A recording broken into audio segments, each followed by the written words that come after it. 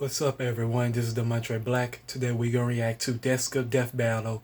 What really happened in Infinity War? Let's watch.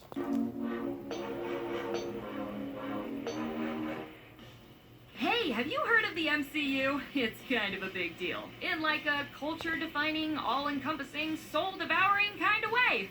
It's great. And after 10 years of world-building and crossovering, we got Avengers: Infinity War and Endgame, the dramatic conclusion to the most ambitious saga in film history. We're all familiar with the story, since the box office returns are proof pretty much everyone watching has seen it. But, and this may not come as a surprise, it plays out very differently in the source material. And I'm here to...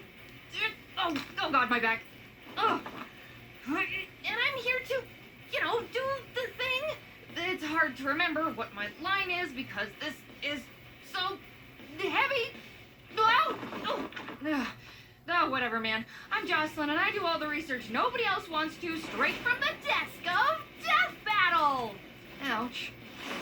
But before we get into that Marvel goodness, here's a word from our sponsor, BetterHelp. Taking care of your mental health might not be at the top of your to-do list on a day-to-day basis, but if you think about it, it's one of the most important aspects of your daily life. There are plenty of ways to keep your mind healthy. You could learn a language, read as often as possible, or even just keep a regular sleep schedule. And especially if you're going through a hard time, you could try BetterHelp. These days, it doesn't take long for the absolute circus act that is our world right now to get you down. And therapy could be the perfect place for you to get your thoughts and feelings in order. BetterHelp offers online therapy, video, phone, or even live chat, so you don't need to be on camera if you don't want to. In-person therapy can be crazy expensive, and BetterHelp is way more affordable. Not only that, you can be matched with a therapist in less than 48 hours. Our viewers get 10% off their first month at betterhelp.com/deskov. That's betterhelp.com/deskov. Popped an aspirin or three and we're good to go. So, the first and biggest difference is the giant purple Shrek himself, Thanos. And a lot of you might know this already. In the movies, he's a traumatized, psychotic space dictator who watched his planet collapse from overpopulation and is determined to prevent the same thing from happening to the universe. How? By claiming the Infinity Stones and deleting half the universe's population. This has been the source of a lot of debate, because in fairness, it is kind of kicking the can down the road. What will you do when the universe repopulates back to full in a few generations? What about the civilizations that will collapse because of the instantaneous loss in manpower? If you can warp reality itself, can't you just make more food, more planets, more universe? I guess not. Whatever.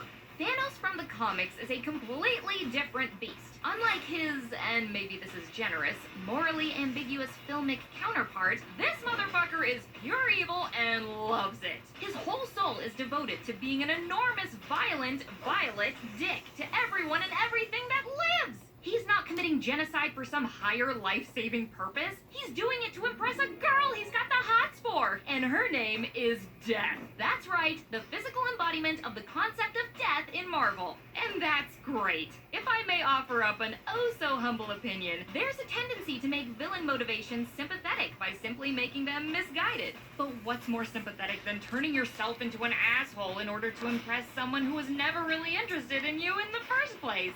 But instead of it being the dreamy oboe player from band class, it's an abstract god. Now, it is very comic booky and weird, so it's an understandable change, but I am such a fan of the original. Anyways, Thanos gets the Infinity Gauntlet after his Thanos quest, and wastes no time in snapping away half the universe as a gift to his beloved. Yeah, there's no movie-long build-up to him fighting through the Avengers to get the stones. Gems. Marvel's heroes are just sitting around, minding their business. Then, oops, half of everyone you know is gone. Just zooped from existence. Sorry you didn't get to do anything, Hawkeye. At least that's the same as the first movie. But not only is the rest of that completely different, it also shows us how much more powerful the Infinity Gems are than the Infinity Stones. You can't even touch the Power Stone without blowing up.